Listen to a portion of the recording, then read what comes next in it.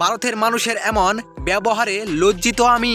দর্শক, গ্যালারিতে বাংলাদেশের সমর্থককে এভাবে পিঠানো দেখে এবার ক্ষমা চাইতে বাধ্য হলেন ভারতের প্রধানমন্ত্রী মোদি।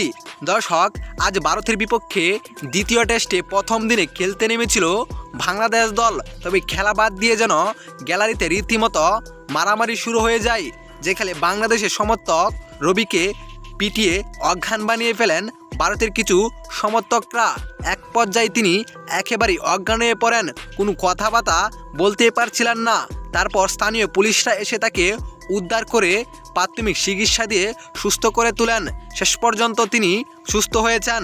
তবে এদিকে বাংলাদেশের সমর্থককে এভাবে পিঠানো দেখে ক্ষমা চাইতে বাধ্য হলেন ভারতের সরকার মোদি, যেখানে তিনি বলেন, ভারতের এমন ব্যবহারে আমি খুবই লজ্জিত, কেননা বাংলাদেশের সমর্থককে আমরা ভালোভাবে নিরাপত্তা দিতে পারি নাই। যদি নিরাপত্তা দিতে পারতাম তাহলে ভারতের সমর্থকরা আজ বাংলাদেশের সমর্থককে এভাবে পিটাতে পারতো না। তবে আমি কথা দিচ্ছি, বাংলাদেশের সমর্থককে যারা পিটিয়েছে তাদের বিরুদ্ধে আমি কঠিন ব্যবস্থা নিব।